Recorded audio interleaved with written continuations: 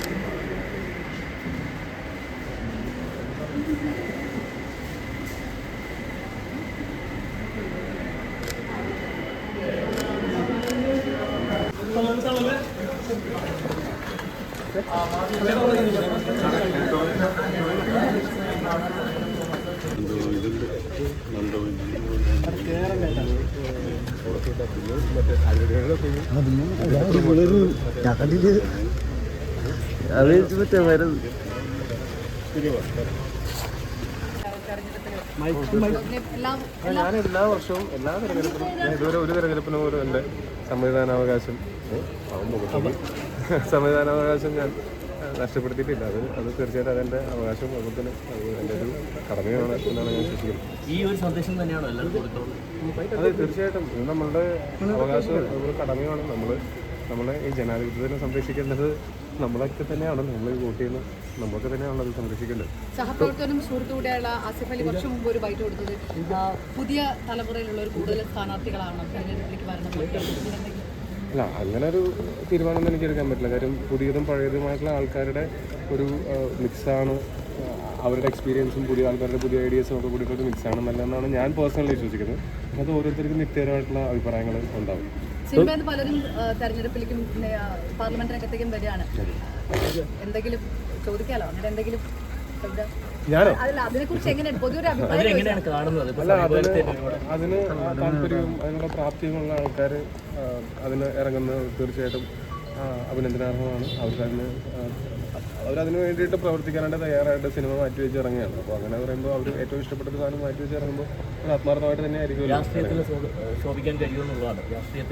അത് അവരുടെ പ്രവർത്തനം അനുസരിച്ചിട്ടാണ് ഇരിക്കുക. അപ്പോൾ നമ്മൾ ഇലക്ഷന് ജയിക്കുന്നത് ചിലപ്പോൾ നമുക്ക് ആളുകൾക്ക് അവരോടുള്ള താല്പര്യവും അവരുടെ സംസാരത്തിൽ നിന്ന് തോന്നിയിട്ടുള്ള അവരോടുള്ള എന്താ പറയുക ഒരു മതിപ്പും ഒക്കെ വെച്ചിട്ടായിരിക്കാം.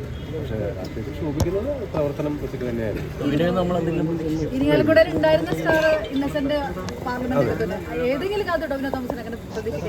എനിക്കിപ്പോൾ ഉള്ളത് തന്നെ സിനിമ തന്നെ എനിക്ക് ഭയങ്കര സ്ട്രെസ്സും ഉറക്കക്കുറവും ഒക്കെ ഉണ്ട്. അപ്പോൾ ഇതിനേക്കാൾ സ്ട്രെസ്ഫുൾ ആയിട്ടുള്ളൊരു ജോലിയാണ് രാഷ്ട്രീയം എന്ന് പറയുന്നത്, രാഷ്ട്രീയ പ്രവർത്തനം. അപ്പോൾ അതിലേക്ക് അങ്ങനെ എൻ്റെ ഒരു ഇപ്പോഴത്തെ ഒരു സാഹചര്യത്തിൽ ഞാൻ അങ്ങനെ രാഷ്ട്രീയം പോലുള്ള കാര്യത്തിലേക്ക് പോകാനുള്ള യാതൊരു സാധ്യതയില്ല. ഇപ്പോഴത്തെ അത് നാളെ സാഹചര്യം മാറാന്ന് വെച്ചാൽ അങ്ങനെ ഇറങ്ങിയേ പറ്റൂ എന്നുള്ള അവസ്ഥയൊക്കെ വന്നാൽ ഞാൻ അത് ഭയങ്കര മാറ്റങ്ങൾ ഇവിടെ വരണം. അങ്ങനെയാണെങ്കിൽ മാത്രമേ അങ്ങനെ ചെയ്യേണ്ടി വരും പറ്റുള്ളൂ. അല്ലെങ്കിൽ എനിക്ക് ഞാൻ കുറേ രാഷ്ട്രീയക്കാരായിട്ടുള്ള സുഹൃത്തുക്കളൊക്കെ എനിക്കുണ്ട്. അപ്പോൾ അവർ അനുഭവിക്കുന്ന സ്ട്രെസ്സും അവർ എടുക്കുന്ന എഫേർട്ടും എന്നൊക്കെ പറയുന്നത് എനിക്കതിനേക്കാൾ തൽക്കാലം ഞാനിപ്പോൾ എൻ്റെ മേഖലയായിട്ടുള്ള സിനിമയാണ് ഞാൻ ആഗ്രഹിക്കുന്നത്. സിനിമയിലൂടെയും നമുക്ക് നല്ല സന്ദേശങ്ങൾ കൊടുക്കാനും ഒക്കെ പറ്റും. എല്ലാ തെരഞ്ഞെടുപ്പും വരുന്ന ആളായതുകൊണ്ടാണ് ഇരിങ്ങാലക്കുടയിൽ ഇത്തവണ എന്തെങ്കിലും മാറ്റം അത് പറയാനായിട്ട് എനിക്കറിയില്ല. അങ്ങനെ ഒരു പ്രവാചകനാണ് ഞാനെന്നുണ്ടെങ്കിൽ എളുപ്പത്തിൽ ഞാൻ വന്ന എല്ലാ കൊല്ലം പറഞ്ഞത്. ഇത് ആളുകളുടെ വോട്ടിംഗ് അനുസരിച്ചിട്ട് മാത്രമാണ് നമുക്ക് ഇലക്ഷൻ. കുറച്ച് ദിവസം വെയിറ്റ് ചെയ്താൽ പോരെ. എല്ലാം എന്തിനാ നേരത്തെ അറിയണേ, അതിന്റെ സമയത്തിന് അറിയാമല്ലോ. ജനകീയ പ്രശ്നങ്ങളൊക്കെ ഉള്ളവരാണ് പുതിയ ഗവൺമെന്റ് ഏത് മുന്നണിയുടെ ആണെങ്കിലും വരുമ്പോൾ എന്താണ് ഒരു പ്രതീക്ഷ? എന്താണ് ഏത് മുന്നണിയാണെങ്കിലും നമ്മളുടെ ഗവൺമെന്റ് അല്ലേ. അപ്പോൾ അത് ആര് വന്നാലും നന്നായിട്ട് തന്നെ കേരളം ഭരിക്കണം എന്നുള്ളത് മാത്രമേ നമ്മൾ ആഗ്രഹിക്കുന്നുള്ളൂ. അല്ലാതെ ഇന്നാണ് പറഞ്ഞതൊന്നും അങ്ങനെ നമുക്ക് ചിന്തിക്കേണ്ട കാര്യമില്ല. അങ്ങനെ നമ്മൾ ചിന്തിക്കാൻ തുടങ്ങി കഴിഞ്ഞാൽ ഡെമോക്രസി ഇല്ലാതാവുകയാണ്. അതുപോലെ പുതിയ സിനിമയുടെ വിശേഷങ്ങൾ, പുതിയ സിനിമ ഈ പറഞ്ഞ പോലെ ഈ നമുക്ക് ഒരു 9-ാം തീയതി ഈ ഇലക്ഷൻ കഴിഞ്ഞിട്ട് നമുക്ക് 10-ാം തീയതിക്കാണ് നമുക്ക് നാളേക്കാണ് നമുക്ക് സെൻസർ സർട്ടിഫിക്കറ്റ് കിട്ടുള്ളൂ. സെൻസർ കഴിഞ്ഞു പക്ഷെ നമുക്ക് കിട്ടിയിട്ടില്ല. അപ്പോൾ അത് കാരണം കൊണ്ട് നമുക്ക് അതിൻ്റെ നേരത്തെ ബുക്കിങ്സ് ഓപ്പൺ ചെയ്യാനും ആളുകൾക്ക് വരാനുള്ള സമയത്ത് എല്ലാമായിട്ട് നമ്മൾ വിഷു ദിനമായിട്ടുള്ള 15-ാം തീയതിയിലേക്ക് നമ്മൾ മാറ്റി വെച്ചിട്ടുണ്ട്.